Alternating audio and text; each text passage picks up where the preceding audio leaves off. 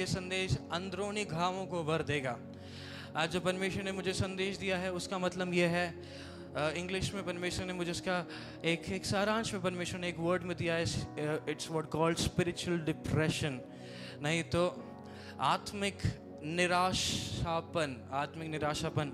Depression मैंने वो वाला डिप्रेशन नहीं जो लोग अपने फाइनेंशियस को लेकर हो जाते हैं, पारिवारिक समस्याओं में लेकर हो जाते हैं, वो निराशपन के बारे में मैं यहाँ पे बात नहीं कर रहा, परंतु जो निराशपन के बारे में मैं यहाँ पे बात कर रहा हूँ वो है आत्मिक। बोलिए आत्मिक निराशपन।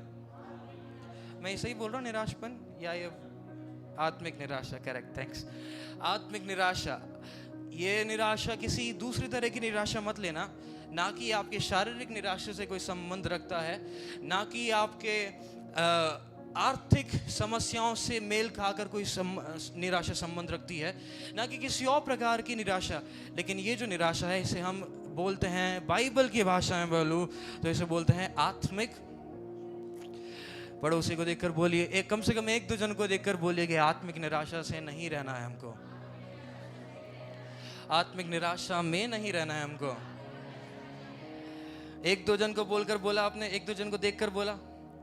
नहीं बोला तो एक और बार मैं समय देता हूं, बोलिए।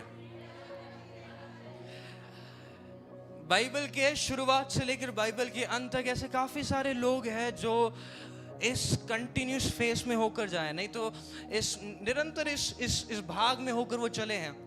आज मैं एलिया के विषय में लेना चाहूंगा। एलिया जो है, मैं एलिया की नेगेटिव साइड में आने से पहले मैंने एलिया का पॉजिटिव साइड आपको बताना चाहूँगा, ताकि आपके हृदय में एलिया के लिए कोई दूसरा प्रकार का भावना ना बने। हम पढ़ेंगे याकूब उसका 5 अध्याय, उसका 17वां वचन हम पढ़ेंगे। कोई जोर से माइक में पढ़िएगा।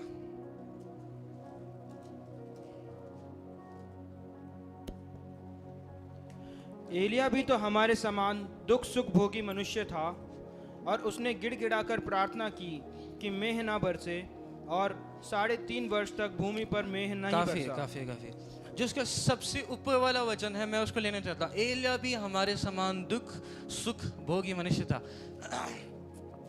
इंग्लिश में लिखा है Eliza was a man with a nature like ours, हमारे स्वभाव का। एलिया कैसा था? याकूब क्या बोलता है? एलिया क्या किसका स्वभाव का था? मुझे आप लोग रिवर्ट भी दीजिएगा ताकि अच्छे से चल सके। बोलिए एलिया किसके स्वभाव, कैसा स्वभाव था? हमारे स्वभाव का था। लेकिन एलिया की नज़र में अगर मैं अपने नज़रिए से देखूं तो वो एलिया हमारे समान नहीं था। हमने कभी आकाश से बारिश नहीं बरसाई, हमने कभी आकाश से बारिश को रोका नहीं, हमने कभी प्रार्थना करके स्वर्ग से लोगों की नंगी आंखों से देखने के हिसाब का कभी आग नहीं लाया। लेकिन फिर भी याकूब कहता है कि एलिया जो था वो हमारे समान था, सुख दुख। अब अगर एलिया के जीवन में देखेंगे तो एलिया एक ऐसा व्यक्ति था जिसने बहुत सामर्थ के काम किए, बहुत अद्भुत काम किए, लेकिन वो एक ऐसा व्यक्ति था जिसकी भविष्यवाणी कभी 3-3.5 वर्ष के आगे नहीं गई। यशायाह को आप देखोगे तो पीढ़ी दर पीढ़ी उसकी भविष्यवाणी बढ़ती चली गई। छोटा भविष्यवक्ता अगर देखे, जैसे हबक्कुक जैसा भविष्यवक्ता भी देखे, उसकी भविष्यवाणी काफी आगे तक गई, लेकिन एलिया की भविष्यवाणी कहाँ तक गई? केवल 3.5 साल। उसने सबसे लंबी जो भविष्यवाणी करी वो ये थी कि मेरे कहे बिना आकाश से ना तो मेघ बरसेगा ना बारिश बरसेगी। ये उसकी सबसे बड़ी भविष्यवाणी थी। लेकिन एलिया का आत्मा आज तक मौजूद है। सारे भविष्यवक्ता इतने पीढ़ी दर पीढ़ी उनकी भविष्यवाणी चलती गई। यशायाह इस प्रकार कहता है कि एक कुंवारी से एक बच्चा उत्पन्न होगा। हम उसको अच्छे से जानते हैं, एक कुंवारी से एक बच्चा उत्पन्न होगा, वो हमारे लिए इम्मानुएल होगा। मतलब वो जो कुंवारी से जो बच्चा होना वो हमारा मसीहा होगा, उसके द्वारा हम छुटकारा पाएंगे। काफी पीढ़ियों के बाद वो भविष्यवाणी पूरी हुई। लेकिन एलिया जो है, एलिया की भविष्यवाणी कभी आगे गई नहीं, एलिया का आत्मा आगे गया। दूसरे शब्दों में एलिया जो था इन सारे भविष्यवक्ताओं का पिता कहलाता है। सब भविष्यवक्ताओं में सबसे प्रमुख स्थान किसको मिला?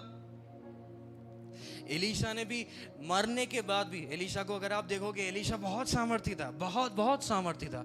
एलीशा मरने के बाद हड्डी सूख गई उसकी, लेकिन उस सूखी हुई हड्डी से भी एक मुर्दा उसके छू गया तो वो जी उठा। इतनी बड़ी सामर्थ एलीशा के पास थी, लेकिन फिर भी एलीशा एलिया की आत्मिक संतान था। माने एलिया तो था वो सबसे प्रमुख। आप लूका रचित सुसमाचार में अगर आप पढ़ेंगे, लूका रचित सुसमाचार उसका पहला अध्याय उसके 17वें वचन में इस प्रकार लिखा है, स्वर्गदूत जकरिया, इसके नाम इसके हिंदी में, स्वर्गदूत जकरिया के पास आया। जकरिया ही है ना? पढ़ो पढ़ो पढ़ो। वे एलिया की आत्मा और सामर्थ में होकर उसके आगे आगे चलेगा। ये कॉन्टेक्स्ट है, मैं आपको एक समझाना चाहता हूँ। इस अध्याय में अगर आप पढ़ोगे, मैं इसका एक कॉन्टेक्स्ट आपको समझाना चाहता हूँ। इस अध्याय में आप पढ़ोगे तो याजक के अनुसार चिट्ठी निकली ताकि अंदर सबसे पवित्र स्थान में, अति पवित्र स्थान में जाकर वहां पे जाने के लिए। तो उसके बाद याजक की जो पर्ची निकली उसमें नाम किसका था? जकरिया का। जकरिया उसके बाद जब गया, जाने के तुरंत बाद ही, अति पवित्र स्थान में जाने के तुरंत बाद ही स्वर्गदूत उसके सामने खड़ा हुआ। स्वर्गदूत सामने खड़े रहते ही क्या कहता है? स्वर्गदूत ने उसको उत्तर दिया, मैं जिब्राइल हूँ जो परमेश्वर के सामने खड़ा रहता हूँ, और मैं तुझसे बातें करने और तुझे यह सुसमाचार सुनाने को भेजा गया हूँ। देख, जिस दिन तक ये बातें पूरी ना हो ले, उसी दिन तक तू मौन रहेगा। नहीं, ये वाला नहीं, उसके 14 से पढ़िए।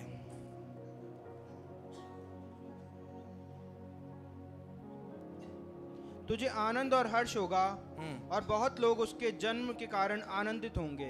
किसके जन्म के बारे में बोल रहा है ये? यूहन्ना बपतिस्मा देने वाले के बारे में। बढ़िए आगे बढ़िए। क्योंकि वह प्रभु के सामने महान होगा जी, और दाखरस और मदिरा कभी ना पिएगा जी, और अपनी माता के गर्भ ही से पवित्र आत्मा से परिपूर्ण हो जाएगा, और इज़राइल में से बहुतेरों को उनके प्रभु परमेश्वर की ओर फेरेगा। वह एलिया की आत्मा और सामर्थ में होकर उसके आगे आगे चलेगा। वे एलिया की आत्मा और उसकी सामर्थ से होकर आगे आगे चलेगा। मतलब यीशु के आगे चलने वाला व्यक्ति, यूहन्ना बपतिस्मा देने वाला, किसके आत्मा से भरकर आया है? एलिया एक ऐसा व्यक्ति जिसकी आत्मा अभी भी है। आपको प्रोफेटिक मूवमेंट कहीं भी होता है तो एलिया की आत्मा वहां पे होती है। एलिया एक ऐसा व्यक्ति है जिसकी आत्मा अभी तक चल रही है, भविष्यवाणी नहीं। उसकी आत्मा अभी तक हमारे बीच में भी, अगर हम प्रोफेटिक रेल में ऑपरेट करते हैं तो हमारे बीच में भी एलिया की आत्मा मौजूद है। ये एलिया इतने बड़ी सामर्थ के काम करने वाला व्यक्ति है। इसने अकेला खड़ा होकर, पहला राजा उसके 18वें अध्याय में लिखा है। ये सब अभी पढ़ने का अभी समय नहीं है, लेकिन मैं आपको बता देता हूँ। सब लोग, पूरी इस्राएल की जनता आहाब और उसकी पत्नी जज़ेबेल के कहने से बाल देवता को पूजने के वक्त में एलिया अकेले निडर होकर जाकर महल में दरवाजा खोलकर जाके अंदर एकदम से चिल्लाकर बोलता है कि मेरे कहे बिना ना तो आकाश से मेघ बरसेगा, ना बारिश आएगी, ना कुछ होगा। मतलब पृथ्वी के ऊपर पूरा सूखा रहेगा। मेरे कहे बिना पृथ्वी के ऊपर एक बूंद पानी तक नहीं आएगा करके। ये एलिया के अंदर इतना बल था, इतनी सामर्थ थी एलिया के अंदर कहने की। उसके बाद एलिया वहां से चला गया। 3.5 साल तक आहाब राजा के सामने उसने अपना मुंह नहीं दिखाया। आहाब राजा ने पूरे दुनिया भर में आहाब ने एलिया को खोजने का प्रयास किया, लेकिन एलिया मिला नहीं। 3.5 वर्ष के बाद परमेश्वर ने बोला कि अब अपने आप को जाकर आहाब के सामने प्रकट कर। जब आहाब के सामने प्रकट करता है तो सबसे पहले एलिया का कहना यह होता है कि तू अपने 450 बाल के देवताओं के साथ करमेल पहाड़ की चोटी पर मुझे मिल। वहां पे हम सब लोग 2 बलि रखेंगे, 2 वेदी बनाएंगे, 2 बलि चढ़ाएंगे। उसमें एक तुम अपने बाल को देना, एक मैं अपनी यहोवा को दूंगा। जो आकाश से आग को बरसाएगा, आकाश से आग से जो उत्तर देगा वही, बोलिए मेरे साथ, वही परमेश्वर होगा। एलिया उसके बाद करमेल की चोटी पर गया। करमेल की चोटी पर जाने के बाद इन दोनों को रखते हुए एलिया ने इस प्रकार बोला कि 450 भविष्यवक्ता हो तुम लोग, मैं अकेला भविष्यवक्ता हूं, तुम लोग सबसे पहले करो। सबसे पहले बाल के देवता के सारे भविष्यवक्ता आए। आने के बाद वेदी बनाई। वेदी के ऊपर एक बुल रखा, इंग्लिश में बुल रखा है, हिंदी में आई डोंट नो व्हाट्स क्या लिखा है। 18 निकालिए, पहला राजाओं 18 उसका 20 30। तब एलिया ने सब लोगों से कहा, मेरे निकट आओ, और सब लोग उसके निकट आए। तब उसने यहोवा की वेदी की जो गिराई गई थी मरम्मत की। फिर एलिया ने याकूब 22 से पढ़ना, 22 से। तब एलिया ने लोगों से कहा, यहोवा के नबियों में केवल मैं ही रह गया हूँ, और बाल के नबी 450 मनुष्य है। हाँ, इसलिए 2 बछड़े लाकर हमें दिए जाए, और वे एक अपने लिए चुनकर उसे टुकड़े टुकड़े काट कर लकड़ी पर रख दे, और कुछ आग ना लगाए। और मैं दूसरे बछड़े को तैयार करके लकड़ी पर रखूंगा, और कुछ आग ना लगाऊंगा। बस देखिए, एलिया ने दोनों तरफ खड़ा किया। उसके बाद सबसे पहला मौका किसको दिया? बाल के नबियों को, मतलब बाल के भविष्यवक्ताओं को। उसके बाद बाल के भविष्यवक्ता जब चालू हुए, इतना पुकारे, लेकिन एक हल्की सी चिंगारी भी नहीं दिख रही है। उसके बाद चलते एलिया भी कोई कम आदमी नहीं, एलिया वहां भी चढ़ाने लग गया। शायद वो सो रहा होगा, उसको जगाओ। शायद वो घूमने गया होगा, उसको बुलाओ। ओ शायद तुम्हारी आवाज उधर पहुंच नहीं रही होगी, जोर से बोलो करके एलिया वहां पे चढ़ाने लगा। उसके बाद इन लोगों ने क्या किया? इनकी विधि के अनुसार इन लोगों ने अपने आप को घाव देकर खून बहाकर भी इन्होंने काम किया। लेकिन क्या हुआ? एक चिंगारी तक नजर नहीं आई। उसके बाद शाम होते होते एलिया ने इस प्रकार बोला, अब मैं करूंगा। उसके बाद उसके 30वें वचन में अगर हम पढ़ें तो एलिया ने वेदी को सब किया, तैयार किया। उसके ऊपर उसके आगे पीछे एक बड़ा सा गड्ढा खोदा, उस पर पानी डाला, बछड़े को रखा, और उसके बाद महज 4-5 लाइन की प्रार्थना करी। कैसी प्रार्थना करी उसके बाद हम पढ़ेंगे।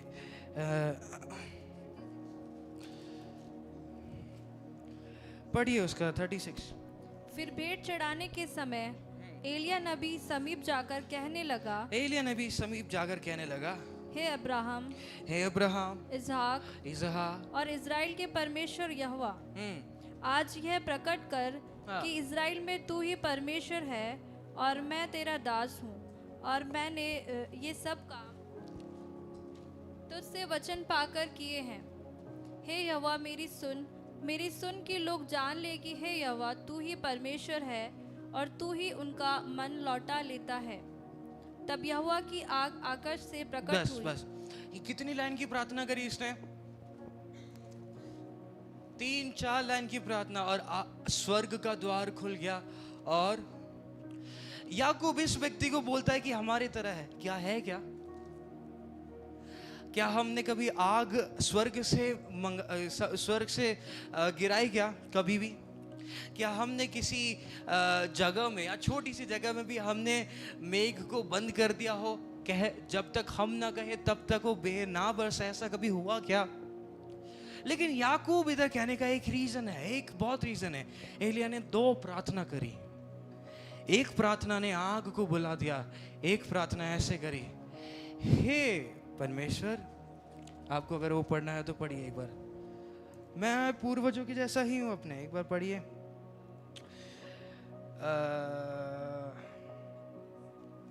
4 से पढ़िए, 19 का 4।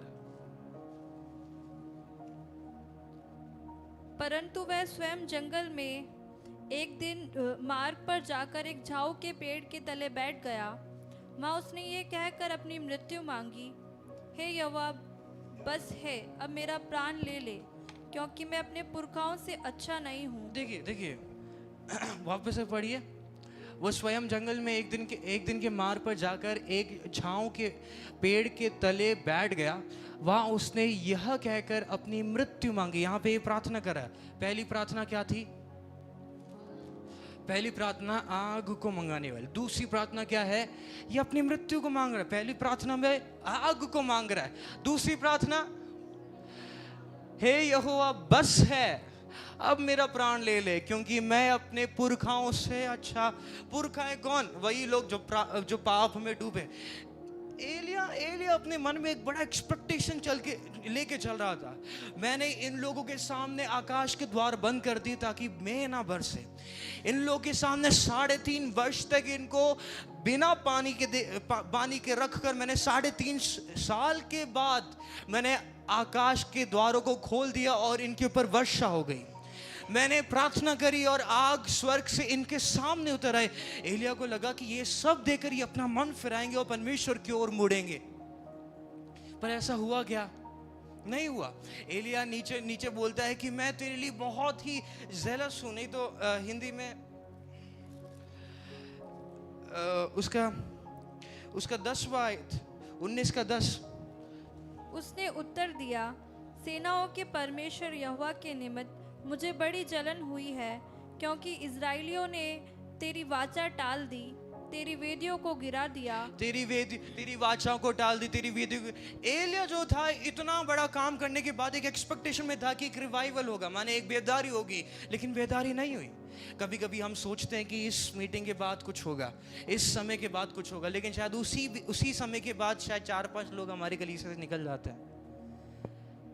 एक्सपेक्टेशन अच्छा है, आशा बहुत अच्छी है, लेकिन परमेश्वर को हमें सिखाने का कोई योग्यता नहीं है हमारी। एलिया ने सोचा मैं बोलूंगा हो जाएगा, मैं करूंगा हो जाएगा। एलिया जो था, इतनी बड़ी सामर्थ के काम करने के बाद भी इतने बड़े अंधकार में कैसे चला गया कि उसने अपनी मृत्यु मांग ली। मृत्यु मांगना मतलब ये बहुत बड़ा पाप है, मृत्यु मांगना। दूसरे शब्दों में बोलूं तो इतना ज्यादा डिप्रेस्ड हो गया, उसके मुंह से कुछ नहीं निकला। मुझे पानी नहीं चाहिए, मुझे खाना नहीं चाहिए, मुझे कुछ नहीं चाहिए, मुझे मृत्यु चाहिए। ये एक स्पिरिचुअल डिप्रेशन है। मैं दूसरे डिप्रेशन की बात नहीं कर रहा, मैं आपसे फिर कहता हूं, ये एक स्पिरिचुअल डिप्रेशन है जहां पे एक व्यक्ति अपनी सामर्थ्य को भी नजरअंदाज करते हुए परमेश्वर के पास जाकर ये बोलता है कि परमेश्वर मुझे मृत्यु चाहिए। कारण क्या है?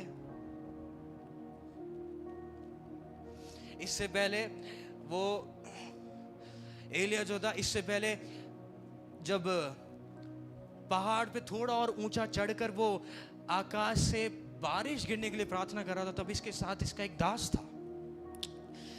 जब भी मैं बाइबल को पढ़ता हूं तो मैं एक व्यक्ति सच में अपने जीवन में चाहता हूं, ये जिस प्रकार का ये दास था, एलिया का जो दास था। एलिया ने बोला कि ऊपर चोटी में जाकर देख, कुछ चिन्ह दिख रहा है क्या बारिश का? वो नीचे आया, बोला कि मुझे नहीं दिख रहा। उसने दूसरी बार बोला जा, वो नीचे आया, बोला नहीं दिख रहा। उसने 7 बार ऐसे ऊपर भेजा, नीचे किया। कभी कभी तो ऐसा होता है कि जो लोग क्या बोलते हैं, जो लोग अपने साथ में होते हैं वो लोग भड़क जाते हैं। ये क्या है, ऊंची चोटी पर मुझे भेज रहा है। 1 बार भेज दिया, 2 बार भेज दिया, बस हो गया। मैंने वही चीज कितनी बार देखूंगा? 7वीं बार में इस व्यक्ति का विश्वास आप देखिए। 7वीं बार में एक छोटा सा हाथ के समान एक बादल, एक हाथ के साइज का एक बादल उठ के आ रहा है। इसने आके नीचे बोला, एलिया एलिया, मैंने हाथ के समान एक बादल। उसको एक कंसीडर करने जैसा भी नहीं है। वो क्या बारिश लाएगा? एक हाथ के समान छोटा एक बारिश लाएगा क्या? हाथ के साइज की जितना एक बादल बारिश ला सकता है क्या? नहीं ला सकता। बताइए, ला सकता है? लेकिन एलिया ने इस प्रकार बोला कि जाके आहाब राजा को वो जल्दी से नीचे चल जाए, नहीं तो अगर तू नहीं गया तो फिर तू रुक जाएगा, जा नहीं पाएगा। बड़ी बारिश आई, बड़ी आंधी आई, बड़ा हलचल हुआ। लेकिन फिर उसके बाद वहां पे लिखा है, जज़बेल ने, अब उसके 18 के आखिर में पढ़ेंगे तो उसमें इस प्रकार लिखा है, थोड़ी देर में आकाश वायु से 18 का आखिरी पढ़िए। तब यहोवा की शक्ति एलिया पर ऐसी हुई कि वह कमर बांधकर आहाब के आगे आगे इज़राइल तक दौड़ता चला गया। 19 का पहला से पढ़िए। तब आहाब ने इजेबेल को एलिया के सब काम विस्तार से बताए कि उसने सब नदियों को तलवार से किस प्रकार मार डाला। तब इजेबेल ने एलिया के पास एक दूत के द्वारा कहला भेजा, यदि मैं कल इसी समय तेरा प्राण उनका सा न कर डालूं तो तो देवता मेरे साथ वैसा ही वरन उससे भी अधिक करे। यह देख एलिया अपना प्राण लेकर भागा और यहूदा के बेशरबा को पहुंचकर अपने सेवक को वहीं छोड़ दिया। एलिया एक ऐसा व्यक्ति नहीं था जो जजेबेल के छोटी सी धमकी से डर जाए। एलिया ने जब सबसे पहले आग को बुलाई थी, बुलाने के बाद पतरस की तरह एलिया ने कभी प्रचार नहीं किया कि मन फिरा और तुम अपने पापों की क्षमा के लिए सब लोग उद्धार पाओ, बपतिस्मा लो, उद्धार पाओ। एलिया ने सबसे पहला शब्द पता है क्या बोला था? इन 450 भविष्यवक्ताओं को पकड़ो, एक भी बचना ना पाए, और पहाड़ के नीचे जाकर इनका वध करो, दूसरे शब्दों में इनको मार डालो। सबसे पहला शब्द एलिया का ये था। एलिया कोई छोटा मोटा व्यक्ति नहीं था, वो बड़ा क्या बोलते हैं, एक गुस्सैल व्यक्ति भी था। क्यों? क्योंकि 1 मिनट का समय नहीं लिया, आग बरसी, सब लोग बोल रहे यहोवा परमेश्वर है, यहोवा परमेश्वर है, लेकिन इस व्यक्ति के मुंह से क्या निकला? 450 भविष्यवक्ताओं में से एक भी भविष्यवक्ता भागने ना पाए। कौन? किसका? बाल का। आप इधर ही ये सब लोग हालेलुया हालेलुया।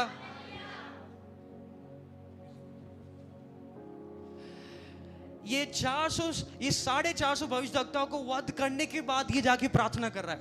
उसके प्रार्थना करने के बाद भी करे तो भी समझ में आता है कि ये लोग इतने समय तक इजरायली लोगों के बीच में काम कर रहे थे, जादू टोना कर रहे थे, अलग अलग तरह के गंदे काम कर रहे थे, लेकिन फिर भी इस व्यक्ति ने उन सबको देखे बिना, पहले बारिश इंपॉर्टेंट है, पहले जमीन जो है, बंजर जमीन जो पड़ी है, इसके ऊपर छिटाव की बहुत ज्यादा जरूरत है, लेकिन इस व्यक्ति ने सबसे पहले क्या किया? उस सूखी जमीन के ऊपर इन 450 नबियों का लहू बहाया। ये एक ऐसा व्यक्ति है, जजेबेल से डर के कैसे भाग गया?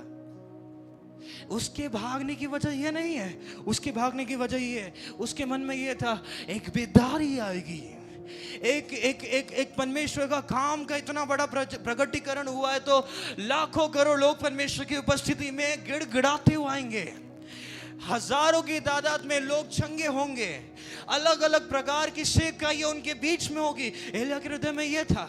जब ये कुछ भी नहीं हुआ, एलिया बड़ा निराश हो गया। निराश होने का कारण जैसा मैंने आपको बताया, इतना बड़ा काम हुआ, सारी इजराइल के मध्य में, सारी इजराइल के सम्मुख में इतना बड़ा परमेश्वर का काम हुआ, लेकिन एक भी व्यक्ति मुड़कर नहीं देख रहा है परमेश्वर को। बल्कि एलिया प्रार्थना करते वक्त क्या कहता है? मैं इतना जेलस था तेरे लिए, मैं इतना ज्यादा परमेश्वर तेरे लिए भागता था, उन लोगों ने फिर भी तेरी वेदियों को नहीं देखा, बल्कि तेरी वेदियों को तोड़ दिया, नाश कर दिया, और उसके ऊपर धूल लग रही है। ऐसा एक समय आ गया, उस बीच में इसे बोलते स्पिरिचुअल डिप्रेशन। जब आपने सोच रखा हो परमेश्वर कुछ करेगा और परमेश्वर कुछ करता नहीं है, या फिर आप सोच रहे हो परमेश्वर वहां पे काम करेगा, वहां पे कुछ करता नहीं है, तो आप स्पिरिचुअली डिप्रेस्ड हो जाते हैं। ना ना ना ना, परमेश्वर को मत सिखाओ क्या करना है। एलिया की सबसे बड़ी गलती, एलिया को लग रहा था वो परमेश्वर को सिखाएगा क्या करना है। परमेश्वर को जो काम करना है, कभी कभी हमको लगता है कि नहीं, जल्दी जल्दी जल्दी जल्दी जल्दी। यशायाह 60 का आखिरी पद इस प्रकार कहता है, मैं सही और उचित समय पर शीघ्रता से। माने एक समय परमेश्वर ने तय करके रखा है, हर एक चीज का एक समय है। सुबह के 6 बजे ही सूर्य, क्या 12 बजे होगा? सुबह के 6 बजे एक समय नियुक्त है सूर्य के उदय होने का, उससे पहले या उसके बाद में नहीं।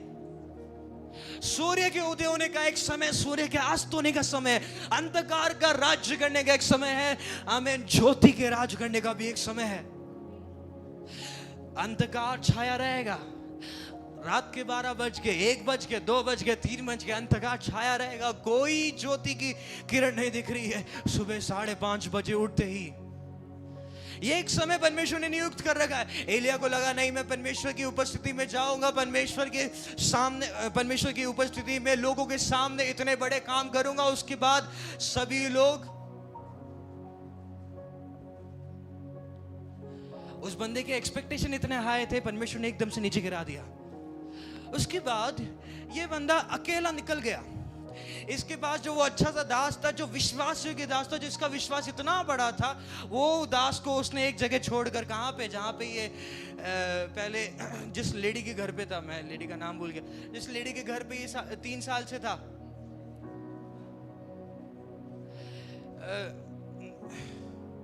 छोड़िए, उस लेडी के घर पे अपने दास को छोड़कर ये चल दिया। ये भाई सब अकेले चल दिए, कारण डिप्रेशन। आत्मिक निराशा की वजह से उस बंदे को उसने अकेला छोड़ के चल दिया। जाने के बाद ये एक पेड़ के नीचे आया, आने के बाद वहां पे सो गया। एक स्वर्गदूत आके उठा के बोलता है, एलिया उठ, इसे खा। एलिया ने उसको खाया, फिर सो गया।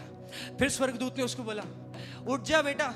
वो उठा, फिर उसने बोला, स्वर्गदूत ने बोला, इसको खा, इसके बल से देखो 40 दिन चलने का है। एलिया ने उसको खाया। एलिया को उसके खाने के बाद उसने 40 दिन की यात्रा तय करी। 40 दिन की यात्रा, ना तो खाना खाया, ना तो पानी पिया। 40 दिन की यात्रा तक गया। एक पहाड़ तक आया, उसका नाम है होरेब पहाड़। उस पहाड़ पे आने के बाद ये बंदा बैठ गया। ये बंदा बड़ा जिद्दी बंदा है, इसको उत्तर चाहिए परमेश्वर से। बोलिए, पड़ोसी को देखकर बोलिए, एक दो जन को भी देखकर बोलिए कि मुझे परमेश्वर से उत्तर चाहिए तो चाहिए। बोलिए, सब लोग बोलिए, मुझे परमेश्वर से। ये बंदा बड़ा जिद्दी है, अड़ा हुआ बंदा है, बड़ा अड़ियल बंदा है। इसको चाहिए तो चाहिए, चाहे 40 दिन तक खाऊं चाहे नहीं पीऊं।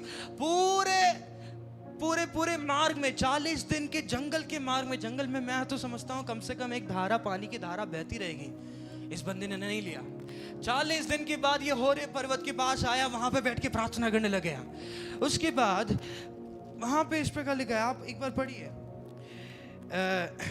4 से पढ़िए, 3 से ही पढ़िए, 3 से पढ़िए, आपको पूरा कॉन्टेक्स्ट समझ में आना चाहिए। पहला राजा 19 का 3, जोर से पढ़िए, जल्दी पढ़िए। ये देख, एलिया अपना प्राण लेकर भागा। एलिया अभी यहाँ पे किससे भागने की कोशिश कर रहा है? जेजबेल से भागने की कोशिश कर रहा है। एलिया अपना प्राण लेकर भागा। उसके बाद, और यहूदा के बेशर्बों को पहुंचकर अपने सेवक को वहीं छोड़ दिया। बेरशबा में अपने सेवक को उधर छोड़ दिया। परंतु वह स्वयं जंगल में एक दिन के मार्ग पर जाकर एक झाऊ के पेड़ के तले बैठ गया। वहाँ उसने ये कहकर अपनी मृत्यु मांगी, हे यहोवा, बस है, अब मेरा प्राण ले क्योंकि मैं अपने पुरखाओं से अच्छा नहीं हूँ। वह झाऊ के पेड़ तले लेटकर सो गया, और देखो, एक दूत ने उसे छूकर कहा, उठकर खा। उसने दृष्टि करके क्या देखा कि मेरे सिरहाने पत्थरों पर पकी हुई रोटी और एक सुराही पानी रखा है। तब उसने खाया और पिया, फिर लेट गया। दूसरी बार यहोवा का दूत आया और उसे छूकर कहा, उठकर खा, क्योंकि तुझे बहुत लंबी यात्रा करनी है। तब उसने उठकर खाया पिया, और उसी भोजन से बल पाकर 40 दिन रात चलते चलते परमेश्वर के पर्वत होरेब को पहुंचा। वहाँ वह एक गुफा में जाकर टिका। और यहोवा का ये वचन उसके पास पहुंचा, हे एलिया, तेरा यह क्या काम? उसने उत्तर दिया, सेनाओं के परमेश्वर यहोवा के निमित्त मुझे बड़ी जलन हुई है, क्योंकि इस्राएलियों ने तेरा वाचा टाल दी है, तेरी वेदियों को गिरा दिया और तेरी नबियों को तलवार से घात किया है। और मैं ही अकेला रह गया हूँ, और वह मेरे प्राणों के भी खोजी है। उसने कहा, निकल कर यहोवा के सम्मुख पर्वत पर खड़ा हो। और यहोवा पास से होकर चला, और यहोवा के सामने एक बड़ी प्रचंड आंधी से। बस उसके 2 वचन पहले से एक बार पढ़िए। यहोवा ने उस आंधी में न था। नहीं, उससे 2 वचन पहले, जहाँ पे आपने समाप्त किया। वहाँ एक गुफा में जाकर टिका। वहाँ पे एक गुफा में जाकर टिका। और यहोवा का यह वचन उसके पास पहुँचा, हे एलिया, तेरा यहाँ क्या काम? उसने उत्तर दिया, सेनाओं के परमेश्वर यहोवा के निमित्त मुझे बड़ी जलन हुई है, क्योंकि इजराइलियों ने तेरी वाचा टाल दी, तेरी वेदियों को गिरा दिया और तेरे नबियों को तलवार से घात किया है। और मैं ही अकेला रह गया हूँ, और वे मेरे प्राण के भी खोजी है। बस रुकना। इस वचन में 3 प्रार्थना उसने मुख्य करी। मेरे प्राण के पीछे है वो, और क्योंकि इज़राइलियों ने तेरी वाचा टाल दी, तेरी वेदियों को गिरा दिया, और तेरे नबियों को तलवार से घात किया, और मैं ही अकेला रह गया हूँ, और वह मेरे प्राण के भी खोजी है। 3 मुख्य पॉइंट। मैं अकेला हूँ, मेरे प्राण की खोजी है, नबियों को मार दिया, तेरे क्या तेरी वेदियों गिरा दिया, तेरी वाचा डाल दी, सब कुछ।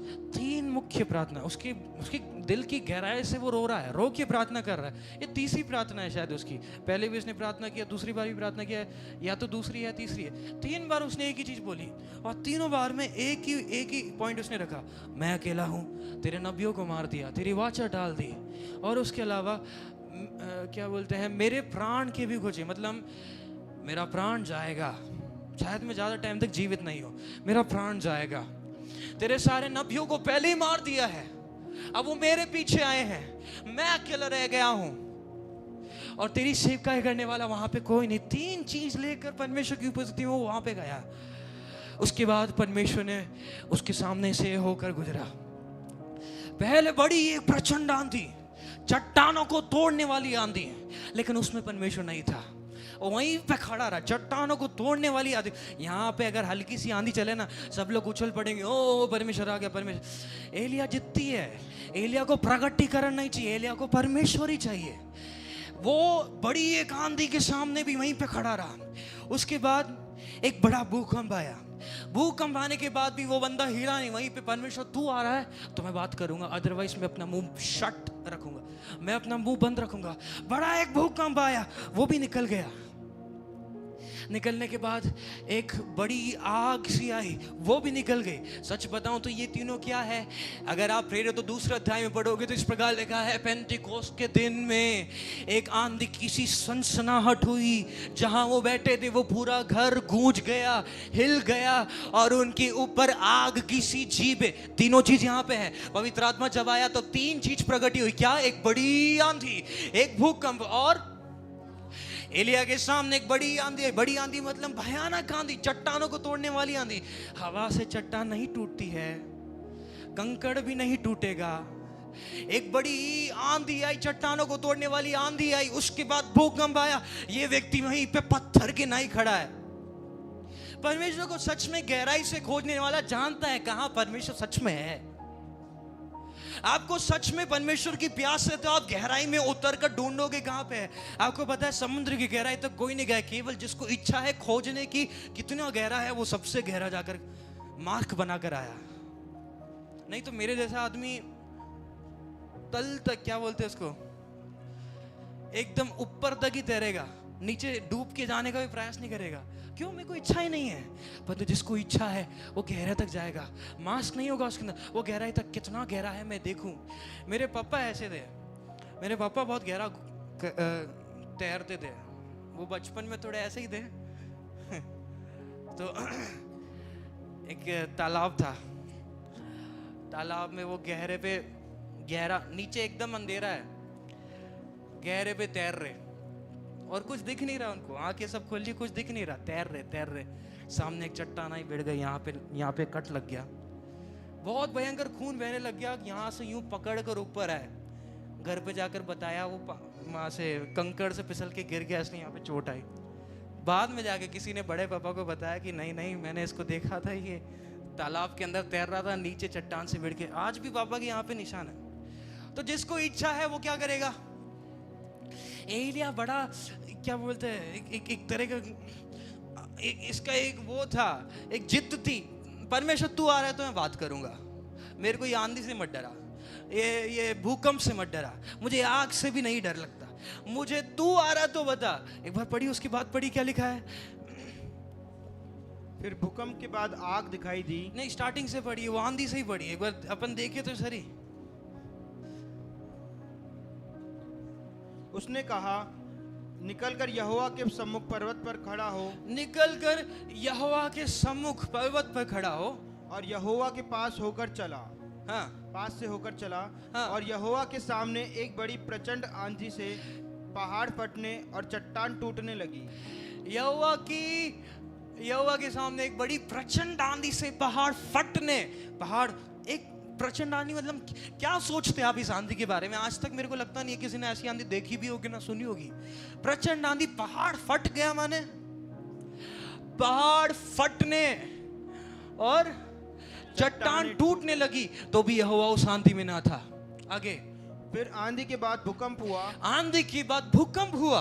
तो यहोवा उस भूकंप में ना था। यह हुआ उस भूकंप में ना था। परमेश्वर, मैंने जैसा आपको होता है, परमेश्वर का प्रकटीकरण है। परमेश्वर आएगा एक जगह, स्पेसिफिक तौर पे परमेश्वर आएगा, सेंट्रिक तौर पे परमेश्वर आएगा। तो परमेश्वर आते वक्त तीन चीजें हम देखते हैं। हमने दो जगह हमने देखा है। पहले तो पेंटिकोस के दिन में, दूसरा भूकंप का एक वो वाला जगह भी है जहाँ पे पौलुस और शीलास दोनों के हाथ में बड़े बड़े शैकल्स, बड़े बड़े जंजीर, ऐसे यूं ऐसे दीवार के सहारे ऐसे अटके हुए हैं। ये दोनों जेल खाने में रहते हुए बड़े सुख के, बड़े आनंद से परमेश्वर के लिए गीत गा रहे, आराधना कर रहे।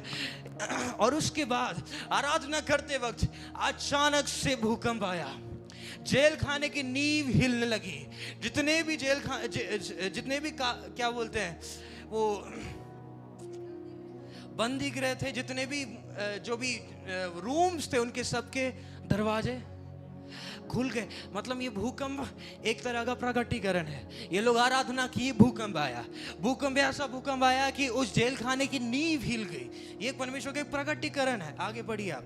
भूकंप में भी, फिर भूकंप के बाद आग दिखाई दी, हाँ, तो भी यहोवा उस आग में ना था। तो भी यहोवा उस आग में ना था। फिर आग के बाद एक दबा हुआ धीमा शब्द सुनाई दिया। बोलिए, दबा हुआ धीमा शब्द सुनाई दिया। सब लोग पड़ोसी को हिलाकर बोलिए, दबा हुआ धीमा शब्द सुनाई दिया। एक बड़ी आंधी आएगी, एक बड़ा भूकंप आएगा, एक बड़ी आग आएगी। अगर आप आंधी से तृप्त है, आपको उतना ही तृप्ति मिलेगा। मतलब आपको जितना आपको चाहिए उतना ही मिलेगा। ये व्यक्ति उधर बल पकड़ के खड़ा हुआ। पहाड़ फट रहा, पहाड़ के बीच में गुफा के अंदर ही खड़ा, पहाड़ फट रहा, लेकिन ये बल पकड़ के खड़ा। मैं सोच रहा हूँ वो कैसे खड़ा रहा होगा। महज एक आदमी है वो कोई मुश्किल से 40 दिन चल कर आया, तो मुश्किल से 60-70 किलो का होगा वो एलिया। 1000-1200 किलो का होता तो अपने को होता कि नहीं वजन है तो वो वहीं पे टिका होगा। 60-70 किलो का, शायद 40 दिन भूखा पेट चला है बिना खाना खाए। फिर कैसे टिका रहा होगा? इसके मन में वो जो अंदर जो उसका रोना था ना, वो उसको रोके रखा। आंधी आई ना, परमेश्वर तू आ। भूकंप आया ना, तू चाहिए। एक बड़ी आग आई, नहीं परमेश्वर तू चाहिए। एक दिन यीशु मसीह ऐसे चल के जा रहा था एक रोड से। एक अंधा भिखारी यीशु की आवाज सुनकर बोलने लगा, हे यीशु, दाऊद की संतान, मुझ पर दया कर। उस अंधे भिखारी को पूरे जहान ने डांट कर बैठा दिया। तू कौन होता है बुलाने वाला? हमारा स्वामी निकल गया, वो पार हो गया, वो चला गया, रुक जा। वो चिल्ला कर और बोलने लगा, हे यीशु, दाऊद की संतान, मुझ पर दया कर। आपको पता है यीशु रुक गया। इसके जिद्दी पने की वजह से यीशु रुक गया। यीशु रुकने के बाद यीशु पीछे मुड़कर बोला, कौन है वो जो चिल्ला रहा है? उसको मेरे पास लाओ। जब आप एक जिद्दीपन में आ जाएंगे, परमेश्वर के साथ एक ट्यूनिंग में आ जाएंगे। मैं आपको बताता हूँ, परमेश्वर ने यीशु ने सबसे पहला सवाल उससे पूछा, तुझे क्या चाहिए कि मैं तेरे लिए करूं? उसने बोला कि मैं देख सकूं। Hallelujah, hallelujah. उस दिन उस व्यक्ति के जिद्दीपन की वजह से उसने अपनी आंखों की रोशनी पाई। मैं जब छोटा था, ये जो एक बिहेवियर है, ये बिहेवियर एक बहुत कॉमन ट्रेट है हमारे सारे बच्चों में भी। मेरी खुद की अब कहानी सोचो तो मैं पापा के साथ थोड़ा सा ऐसा था। पापा, मैं कुछ भी करता गलत काम करता तो पापा का सबसे पहला रिएक्शन होता छड़ी उठाना। छड़ी उठा के पापा मारते। पापा 2 जगह मारते मुझे केवल, एक तो टांग में, एक हाथ में। ना तो पापा मुंह पे मारते, ना पीठ पे, आगे तो मारते नहीं, पेट पे नहीं मारते। तो पापा केवल, तो मैं क्या करता, मैं उस समय वैशाली नगर में हमारा घर था, तो ज़्यादा कोई बड़ा घर नहीं था। एक ही कमरे में पापा के कपड़े, मेरे कपड़े। तो मुझे मालूम होता है कि पापा कब मारने वाले हैं, और मेरे कपड़े पापा के कमरे में ही रहते थे। तो मैं पापा के कमरे में जाता और वहाँ पे मुझे पता है पापा इधर मारेंगे, तो मैं 4-5 लेयर पहन लेता, मोटी लेयर पहन लेता, ताकि मारे तो लगे नहीं। पापा को तो मालूम रहता है कि लड़के ने कुछ पहना है। पापा बोलते इधर आ, बीच में आके खड़ा हो, सब कुछ उतार, फिर नंगा करके मुझे मारते। मारने के बाद भी मुझे ये घाव तो दर्द करता है, ठीक है, वो कोई प्रॉब्लम नहीं, मेरे को कोई दिक्कत नहीं, उससे कुछ दिक्कत नहीं।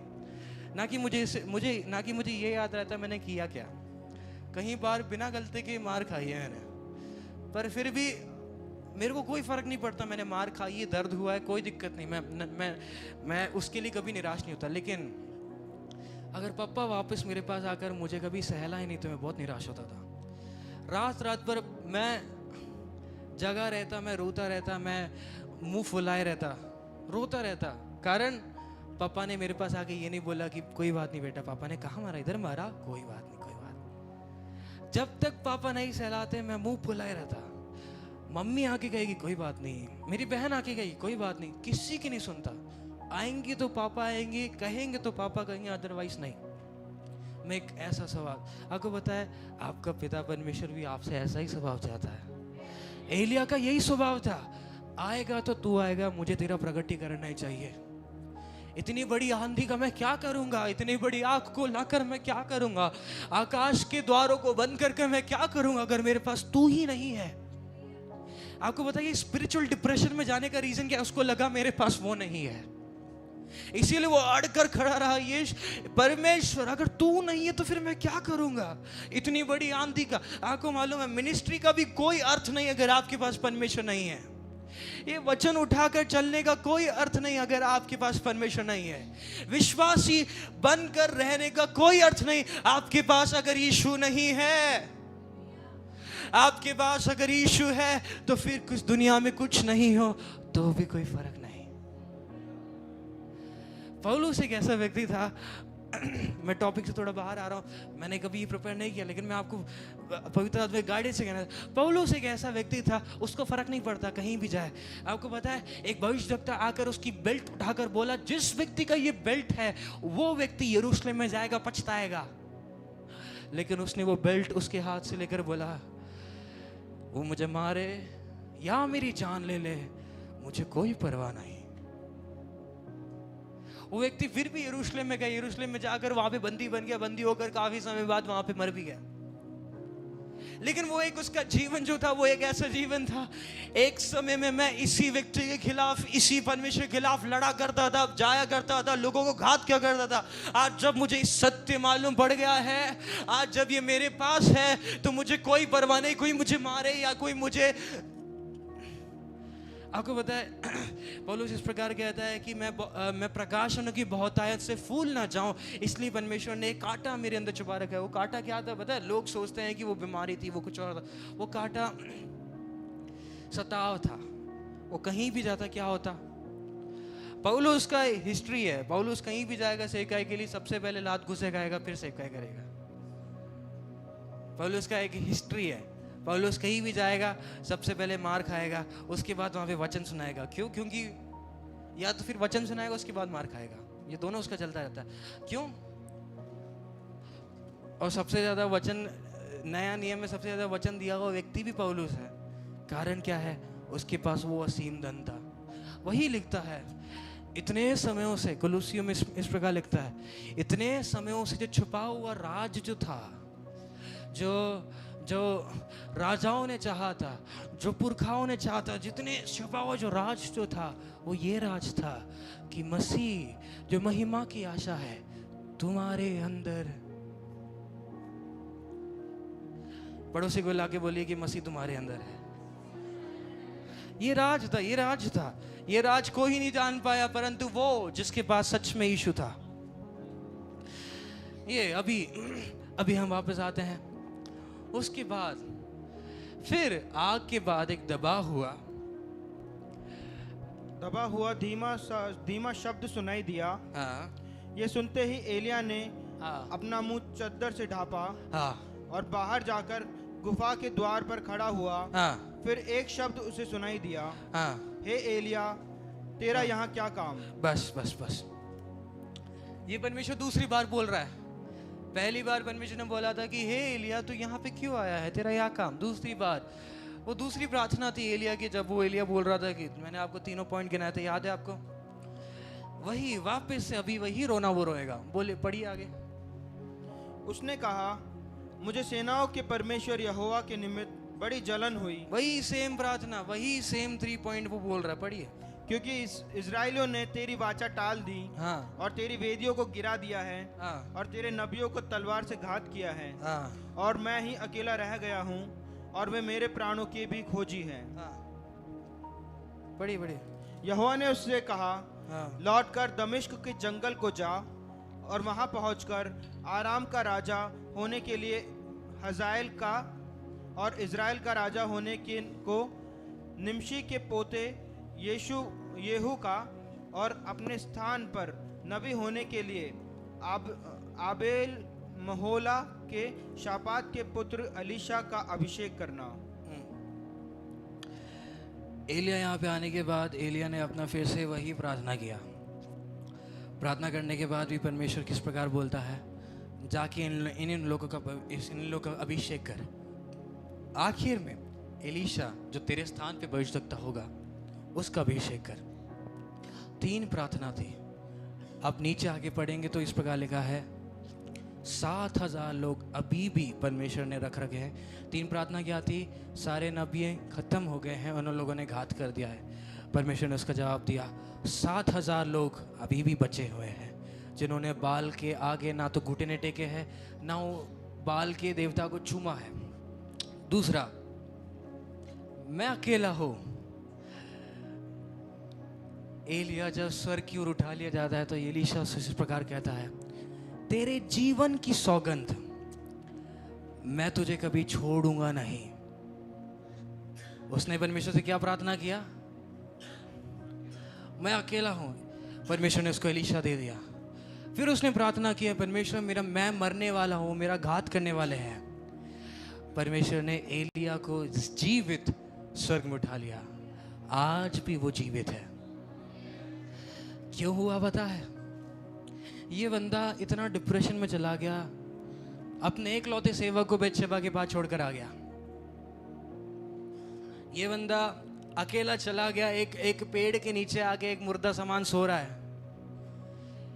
40 दिन तक चल फिर के एक पहाड़ पर आया। उस पहाड़ की एक खासियत है, बाइबल के थियोलॉजी इस प्रकार कहते हैं कि उसी पहाड़ पे एक समय में मूसा ने परमेश्वर को देखा था, आमने सामने देखा था।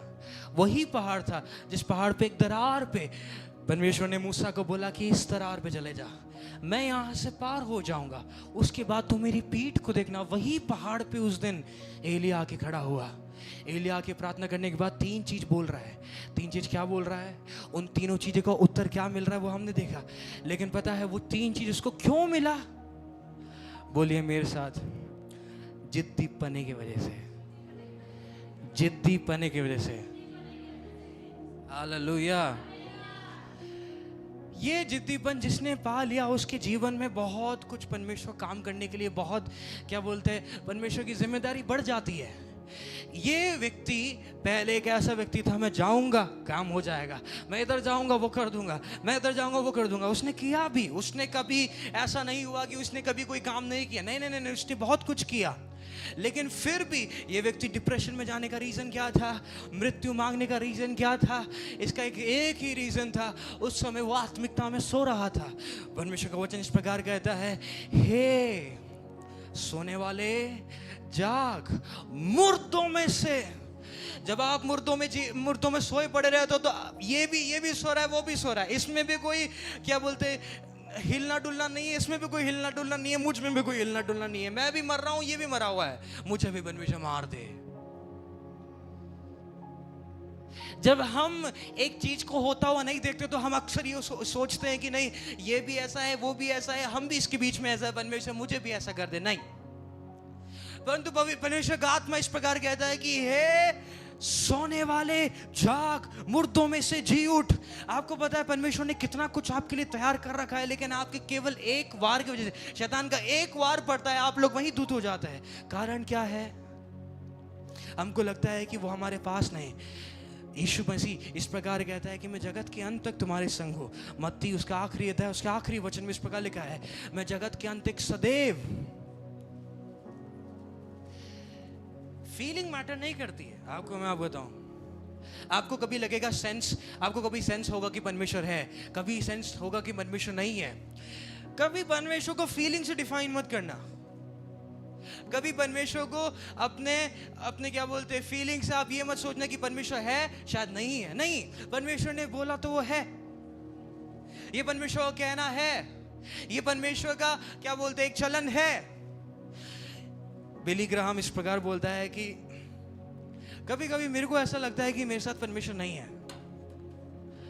वो उसको स्पिरिचुअल डिप्रेशन में ले जाता है। इसीलिए याकूब कहता है कि ये हमारे तरह ही है, ये भी डिप्रेशन में चला गया, ये भी उस आत्मिक निराशा में चला गया, ये भी आत्मिक निराशा में दूत हो गया। इसको दूत होना चाहिए था नहीं मदिरा के नशे में, लेकिन ये दूत हो गया आत्मिक निराशा पे।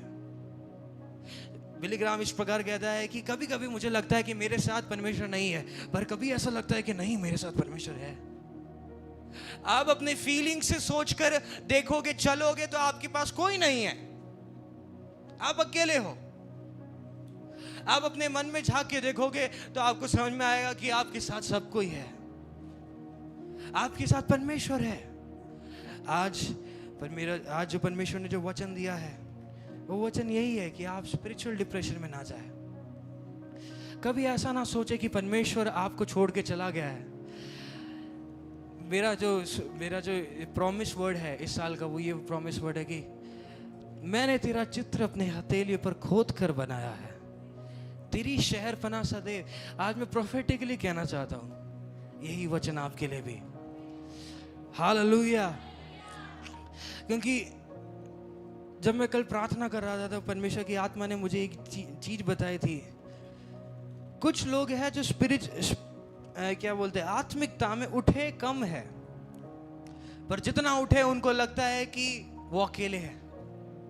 कुछ लोग आत्मिकता में उठे हुए, काफी उठे हुए, लेकिन जितना उठे हुए उस उठेपन में भी उनको लगता है कि नहीं काफी है और इधर मैं बहुत बढ़िया हूं। थोड़े समय में जब आपको लगेगा कि यहाँ पे परमेश्वर काम नहीं कर रहा, मतलब आपको स्तर बदलना है। एलिया के पास उस समय परमेश्वर काम नहीं कर रहा था, एलिया का स्तर बदल गया, परमेश्वर आमने सामने आके खड़ा हुआ। जब उस वक्त में कोई काम नहीं कर रहा था, उस वक्त में ये सोच रहा था कि नहीं मैं मर जाऊंगा, उसने अपनी मृत्यु को मांगा। मृत्यु को मांगने के बाद जब परमेश्वर के समीप में जाकर बोलता है कि मैं मेरे पीछे भी वो घात के लिए पड़े हैं, तो परमेश्वर ने बोला नहीं, तेरा स्तर इधर से इधर जाने के लिए तेरे को इधर खालीपन लग रहा है, इधर जब चढ़ेगा तब तेरे को भरा हुआ लगेगा। आत्मिकता में खालीपन लग रहा है आपको, मतलब स्तर बदलने का समय आ गया।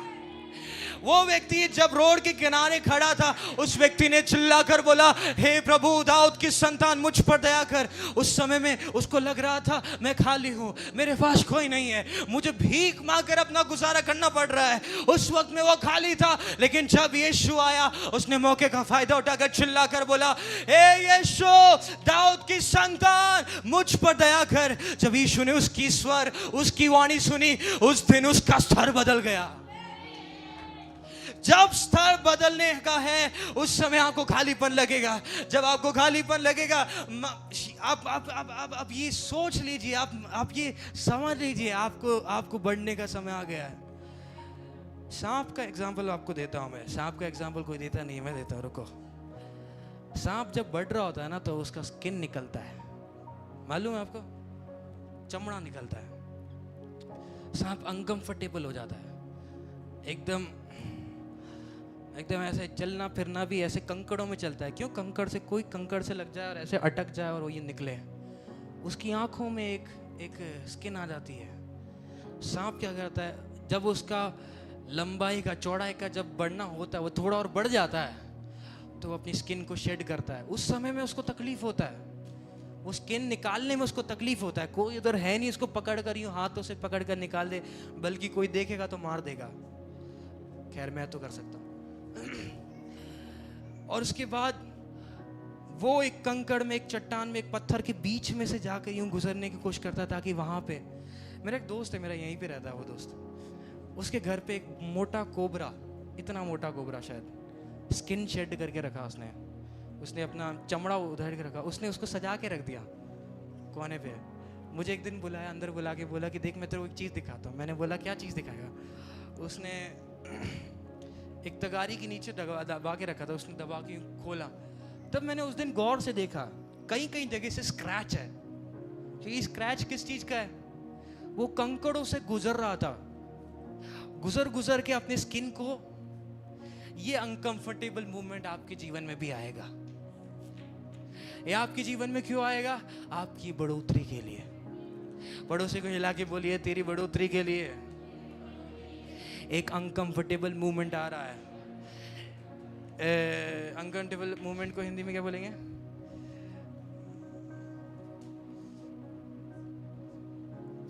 अनकंफर्टेबल मूवमेंट समझ गए आप? अनकंफर्टेबल मतलब अस्थिर समय, अस्थिर समय। एक अस्थिर समय आ रहा है।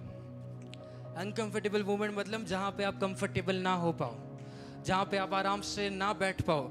एक ऐसा समय आ रहा है। आपको समझना है मेरा स्तर बदल रहा है, मेरा स्तर बदल रहा है, मेरा स्तर बदल रहा है। एलिया उसके बाद पहाड़ पे जाने के बाद, तीनों चीजें पाने के बाद ये व्यक्ति जाता है सबका अभिषेक करते हुए। आखिर में एलीशा के पास जाता है। एलीशा वहां पे अपने खेत में काम कर रहा होता है। उस बीच में वो पीछे से आकर अपना मेंटल, अपना चादर उसके ऊपर ओढ़ देता है। आमीन। उसी वक्त में वो अभिषेक उधर ट्रांसफर हो जाता है। एलीशा के जीवन में भी ये वही खेती बाड़ी, खेती बाड़ी, खेती बाड़ी। उसके बाद उसके जीवन में इतनी आशीष आ गई, मरने के बाद भी मुर्दे जी उठे। स्तर यहां से यहां पे आ गया। कारण क्या है? उस असाधारण समय में, उस असाधारण समय में जब मेरा अनकंफर्टेबल मूवमेंट था, उस समय में, अस्थिर वाले समय में जिद्दी बनकर यहोवा के सम्मुख में खड़ा रहा। खड़े रहने के लिए तैयार है यहोवा के सम्मुख में। आपको अगर प्यास है तो आप बोलोगे आंधी से काम नहीं चलेगा। आपको अगर प्यास है तो आप बोलोगे भूकंप से काम नहीं चलेगा। आपको अगर प्यास है तो आप बोलोगे आग से भी काम नहीं चलेगा। मुझे यीशु तू ही चाहिए। अगर आप सच में ये बोलेंगे मुझे यीशु तू ही चाहिए, तो यीशु अपने आप को दे भी देगा। यीशु बताए कोई ऐसा एक परमेश्वर नहीं है जो अपने आप को दूर रखे। यीशु कहता है मैं जगत के अंत तक सदैव तुम्हारे संग हूं। हमारा परमेश्वर बहुत अच्छा परमेश्वर है। वो दूर रहने वाला परमेश्वर नहीं है, परंतु वो नजदीक रहने वाला परमेश्वर है। उसको कोई परवाह नहीं कि आप कौन से बैकग्राउंड से, उसको कोई परवाह नहीं कि आप कहां से आ रहे हैं। आपको परवाह हो सकती है, आपके परिवार को परवाह हो सकती है, आपके सोसाइटी को परवाह हो सकती है, लेकिन यीशु मसीह कोई परवाह नहीं। भले आप आमीन कीचड़ से भी उठ के क्यों ना हो, गले से लगाने के लिए वो उस क्रूस से नीचे उतर कर आपके लिए खड़ा है। खून किसके लिए बहा है? यीशु ने, मेरे लिए, आपके लिए। उसने अपनी जान किसके लिए दी? बोले मेरे लिए और आपके लिए। हालेलुया। अगर वो हमारे लिए जान देने आया है तो हमारे संग रहने आया है। ये स्पिरिचुअल डिप्रेशन, ये हर किसी को अपने चंगुल में लेने वाली चीज है। स्पिरिचुअल डिप्रेशन, नहीं मेरे साथ परमेश्वर नहीं है। अगर परमेश्वर होता तो ये चीज नहीं होती। अरे मेरे साथ ये चीज हो रही है, शायद परमेश्वर मेरे साथ नहीं है। कभी कभी हमारी गाड़ी स्लिप हो जाती है, शैतान का अटैक था, परमेश्वर मेरे साथ नहीं है। अरे इसीलिए याकूब कहता है वो हमारे ही सुख दुख में भागी वाला मनुष्य है। वैसे है वो असाधारण। आज भी उसकी आत्मा, यूहन्ना बपतिस्मा देने वाला एलिया की आत्मा और सामर्थ से होकर आया। क्या वो हमारी समान है? यूहन्ना बपतिस्मा देने वाला है कौन? उसके बारे में कहे तो यीशु मसीह के आगे मार्ग तैयार करने वाला व्यक्ति है। जंगल में एक पुकारने वाले का शब्द सुनाई देगा जो सबको पुकार रहा है और बोल रहा है कि मन फिराओ, अपने पापों के छुटकारा के लिए मन फिराओ और बपतिस्मा लो। वो व्यक्ति खड़ा हुआ, वो व्यक्ति यीशु के आगे काम कर रहा है। वो कौन है? वो असल में जो यूहन्ना बपतिस्मा देने वाला कौन है? यीशु का बपतिस्मा दिया वाला व्यक्ति है। स्वयं हमारे परमेश्वर को, हमारे यीशु को बपतिस्मा देने वाला व्यक्ति है। यीशु ने उसके बारे में गवाही दी कि मनुष्यों में, स्त्रियों में सबसे क्या बोलते हैं, जन्म, स्त्रियों से जन्म लेने वाले में सबसे बड़ा यूहन्ना बपतिस्मा देने वाला, उसके आगे कोई नहीं है। लेकिन फिर भी वो किसके आत्मा से होकर आया? दूत जकरिया के सामने खड़ा रहकर यूं कहता है कि तेरा जो पुत्र होगा वो पुत्र एलिया की सामर्थ और उसकी आत्मा से होगा। माने अभी तक उसकी आत्मा चलन में है, लेकिन ये व्यक्ति वही डिप्रेशन में। इसीलिए याकूब कहता है कि नहीं नहीं नहीं, हमारे शायद हमारी आत्मा शायद चले, आगे ना चले, नहीं चलेगी शायद, या शायद चले। लेकिन ये व्यक्ति, ये याकूब एलिया को केवल ये चीज देकर बोलता है, ये भी डिप्रेशन में गया हुआ है।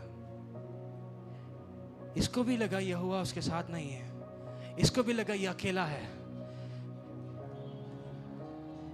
पहली प्रार्थना करी तो पहली प्रार्थना से आग बुला ली, दूसरी प्रार्थना करी तो दूसरी